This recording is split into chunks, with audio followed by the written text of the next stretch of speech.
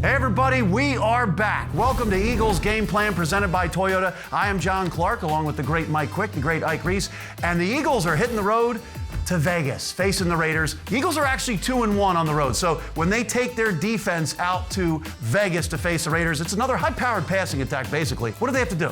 Keep that same mentality of being road warriors, right?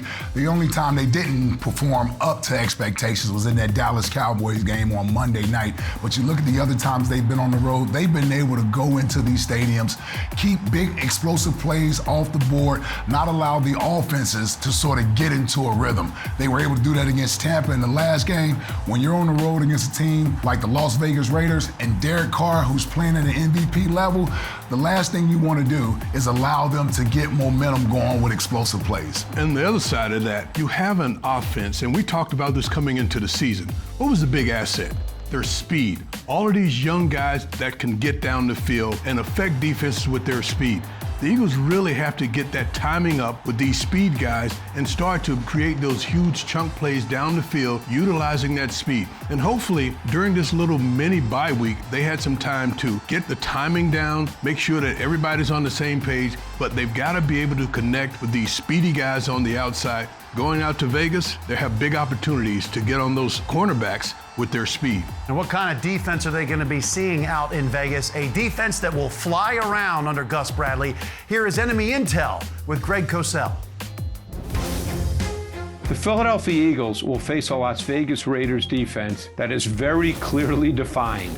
Gus Bradley is their defensive coordinator, and he's been doing this for a long time, and there's really not a lot of mystery to what Gus Bradley does, and the Eagles coaching staff will know that. So let's take a look at what Gus Bradley does do on defense, and particularly this season with the Raiders. You turn on the tape, and what do you see? You see cover 3, and what that means is it's a zone coverage with a single high safety. No team in the NFL through the first 6 weeks of the season has played more cover 3 than the Las Vegas Raiders. Now, in order to play cover 3, you have to have players that can fill specific roles. First and foremost, you need a deep safety, and that's Trevon Mayrig. He was a second-round pick. He's big, he's long, and he can run. He is the back-end safety. And we saw him last week against the Denver Broncos make an interception on a deep throw by Teddy Bridgewater in the fourth quarter. That's exactly what you want your back-end safety to be able to do in cover 3, to be rangy and to cover ground. And that's what Mayrig can do. Now, the other critical part at the safety position is that box safety. That's a critical piece in Gus Bradley's cover 3. And who fits that role perfectly is Jonathan Abram. He's the player now that's absolutely important to this defense because he predominantly plays in the box. I've been through every Raiders defensive game this year. I can't recall one play where he was a single high safety. He also made an interception last week against Teddy Bridgewater as an underneath defender, showing his athleticism. So those two players are critical to this defense. But one thing is for certain, the Eagles coaching staff on offense will know exactly what they are getting with Gus Bradley's defense, and they will know how they want to attack it. All right, Greg laid it out there. Gus Bradley in the cover 3 playing it all the time. So basically, Mike Quick, how do you attack that cover 3?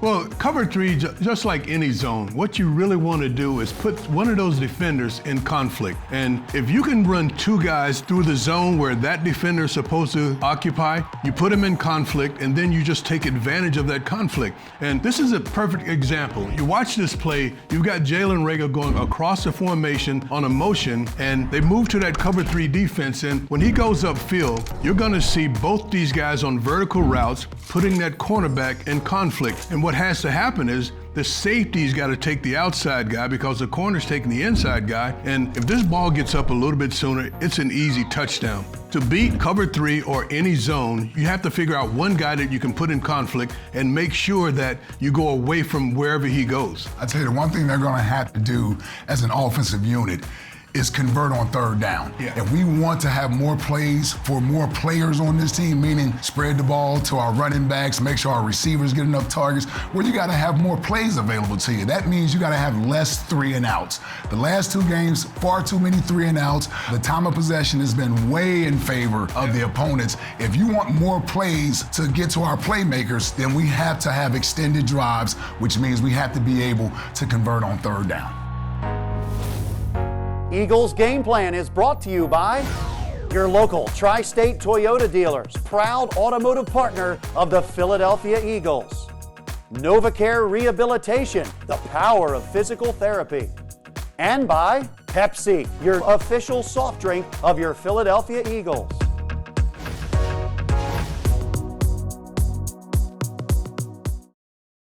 Yeah, this was the right opportunity. This was the best opportunity for both us and Zach. And I think, you got to look at it from our perspective, and, never going to be easy trading Zach Ertz. Not an easy day for any of us, but the opportunity to see Dallas in a larger role, and he's a free agent, and obviously something here going forward that we have to address. And so getting him in a role where it's not just, sharing time and he's the guy, because there's going to be no discount on Dallas Goedert. We know that, so we want to get as much information and give him as much opportunity to take over that and see him in that role as possible, as opposed to guessing on it. And then you talk about our young guys, and I think what changed a little for us, the surprise of camp, was Tyree, and just seeing how he's working to get back and the skills that he has in his body. We want to make sure that we're going into next year knowing as much as we could. If he's going to look like he did during training camp, that's going to be a player for us. But he's got to show it in games. And so we want to see that. And Jack and Noah are 2 guys that we've been high on. So this isn't like, we think we're bare at that position. So there you see Eagles general manager Howie Roseman speaking to the media after last week's trade of Zach Ertz to the Arizona Cardinals, and what that means big picture now for the Eagles tight end position. Dallas Goedert now gets that opportunity to be the full-time tight end for the first time in his career. Some other young players in the mix as well. But here for tape study this week, I wanted to really kind of take a deep dive into Dallas Goedert and what he can be as that full-time tight end. We've seen him in flashes over the course of his career. Some of the big highlight catches, yards after catch, one of the better athletes certainly in the position in the NFL, and also his ability as a blocker. So let's just take a look at a few highlights here from this season of where he's able to show off that versatile skill set. And we'll start here against the Kansas City Chiefs, where he had a number of really impressive plays against Kansas City. And I loved this route, because not only are you going to see the speed up the seam and the athleticism to settle down really quickly, gear down, but also the awareness, because watch, as soon as he attacks the seam, he feels that linebacker on his hip. And so what does Dallas Goedert do? Not only does he get out of this break fast, but he feels that linebacker settling into the zone, so he continues to make himself available for Jalen Hurts. Watch how he just subtly sidesteps to the left, and now look at that throwing lane for quarterback Jalen Hurts. Outstanding job here by Dallas Goedert on that play, making himself available for the quarterback and leading to a first down. And that's something that he has done a good job of over the course of his career, and he has really developed a nice rapport with Jalen Hurts in the limited time that those two have spent together on the field. And we saw that back in week 1, the trust that Jalen Hurts has in Dallas Goedert. Just take a look at this play. This is one of the big touchdowns of the season. It was a 2-minute drill for the offense. You see Dallas Goedert here on the left side of the screen, and Jalen Hurts is just going to roll right and just watch the trust he has in his tight end, because he's going to pull the trigger here. You watch, Jalen Hurts is about to throw this football, and he's going to throw Dallas Goedert open and trust his tight end to go and make a play. Goedert comes through with a diving catch in the end zone for a touchdown. Outstanding job by Dallas Goedert. And I mentioned he's got that versatile skill set. Not only is he athletic enough to win at the top of the route, but he's outstanding at the catch point, and after the catch can be so dynamic. I always think back to that Dallas game a couple years ago, that long catch and run. He's got that game-breaking ability that is tough to find at the tight end position. But he's not just a pass catcher. He also has the ability to impact the game as a blocker. And it doesn't only mean when he's in line here next to the tackle where he's blocking down on defensive linemen, because he's also got that athleticism to be used out in space. So you can see him here as he's going to be a lead blocker for Jalen Reagor on an end-around play. And watch Dallas Goedert as he releases out to the second level. And look at the block he lays at the second level on that safety there. That's what we see from Dallas Goedert whenever he's out in the field. But now he's he's got that opportunity to be the full-time tight end for the first time really in his career, and a big opportunity for him going in the second half of the 2021 season. Now, Howie Roseman also mentioned one other young player that I wanted to make sure we brought up here, and that is Tyree Jackson, who just over a year ago was in the quarterback room up in Buffalo as a backup to Josh Allen. So very new to the position, still a very green player. What happens? He comes to the Eagles here this offseason. He has an outstanding training camp, shows up almost every single day in practice, makes some plays in the preseason, gets injured late in the summer, and is now working his way back. Well, now there's a pathway for him to potentially come out and play some reps here down the stretch once he gets healthy. So we'll continue to see this young group of tight ends and how they look to fill the void with Zach Ertz, but obviously a big opportunity for Dallas Goedert moving forward.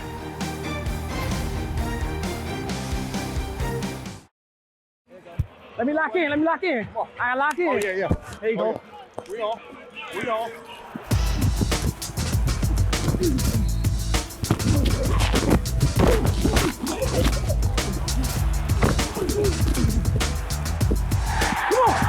Come on.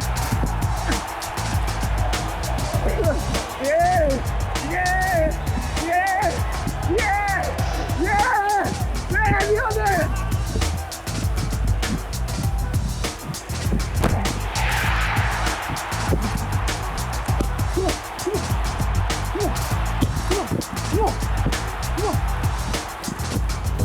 All right, Anthony Harris mic'd up there, some energy in that secondary. Ike Reese, some younger players are getting some playing time on this Birds defense. Who is it that's kind of stood out to you? Well, you know what? The one position that's been under a lot of scrutiny is a position that's near and dear to my heart, and that's the linebacker position. So I like what I've seen, or what I'm starting to see, from second-year linebacker Davion Taylor. When you look at his size, when you look at the speed that he plays with, the athleticism, those are great traits to have as a linebacker. And then I think he plays with enough tenacity. Right. He just needs to know when to place it and where to place it. So you watch him here against Tampa last week. These are some things that I think you have building blocks, something that he can grow and learn from. You watch him lined up here, he sees the motion, he understands this tendency says run more than pass. So at the snap of the ball, his first steps are downhill towards the line of scrimmage as opposed to backpedaling, allows him to take on the center from Tampa Bay, stuff him in the hole, extend his arms, and here's where he's gonna learn that he has to be just a little quicker at this level. As he goes to shed this block, the runner has already met him and a little bit past him, but he still makes the tackle. I like the fact that he didn't give up on the play. He got rid of the blocker, got off the block, and he's able to get in on this tackle here.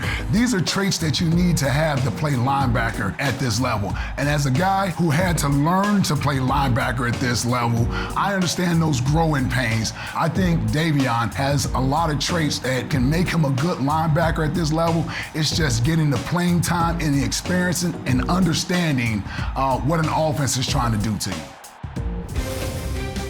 The Eagles will face a Las Vegas Raiders team that can be very explosive on the offensive side of the ball. They've got a lot of speed at receiver, and they've got one of the best receiving tight ends in the league in Darren Waller. And one thing that's really stood out this season with the Raiders, they really push the ball down the field. They will take deep shots, and they will do it against any defense, man or zone.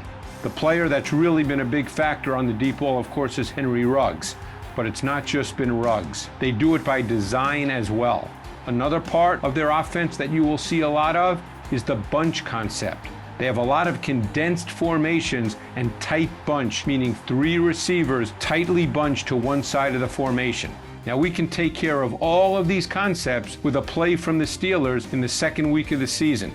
And here you see the tight bunch to the field. And the boundary X receiver is Darren Waller. He's the single receiver to the short side of the field. Now this is a difficult formation to defend because Waller is one of those tight ends. He can match up and beat linebackers, safeties, and even corners.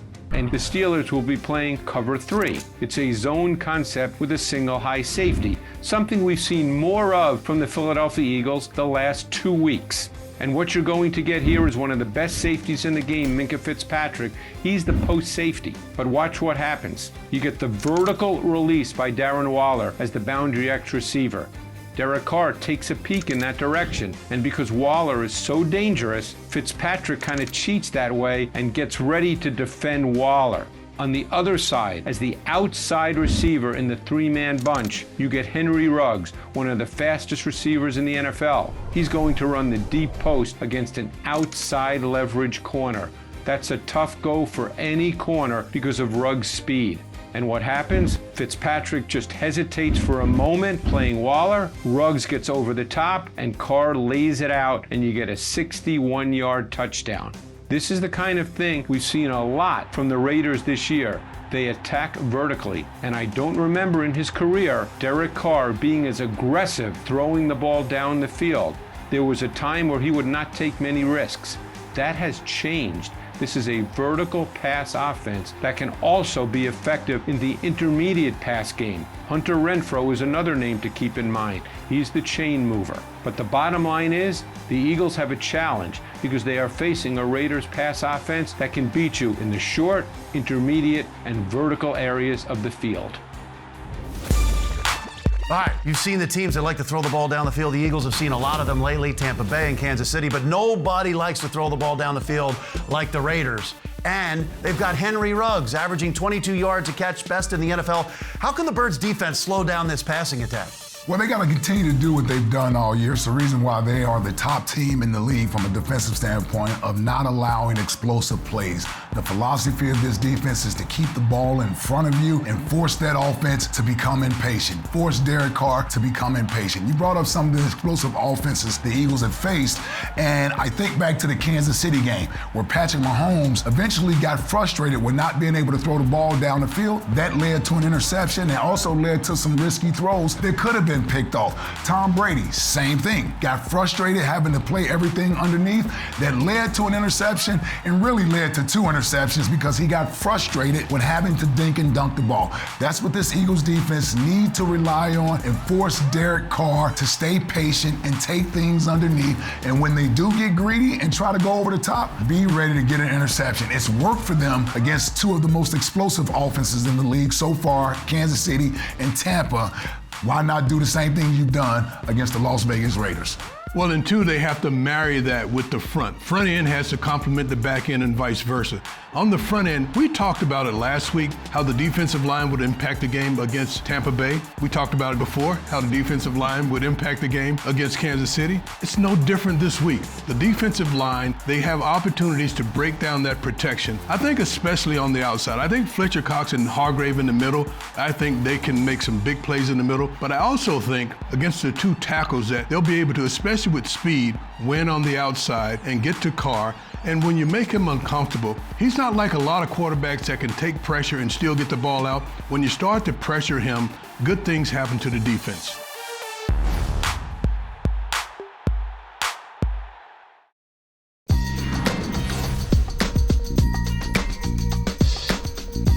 Welcome back to Eagles Game Plan presented by Toyota. You know, the Eagles defense, they've given up touchdowns on 13 of the last 16 opponents' trips into the red zone. So I'm watching the red zone play. Ike Reese, what's your final thought on this game? Well, the red zone defense certainly has to be much better. I'll look at the ability of the opposing teams to win the time of possession the way that they had the last 2 weeks. And I think a lot of that is resulted because of the running games that Carolina had and Tampa Bay had. So I'll look at the Raiders' running game. I know they don't want to run the ball, but because of the way we play defense, it's available to them. Josh Jacobs, Kenyon Drake, out of that backfield, we have to do a great job with the guys that are in the box of tackling. Get off the blocks, make the tackles up front. Those guys have not been having a good year thus far, but they still have a lot of ability, and if you give them enough confidence, they can get going and make it a long day for you. I think they have to be a little more crisp in everything that they do.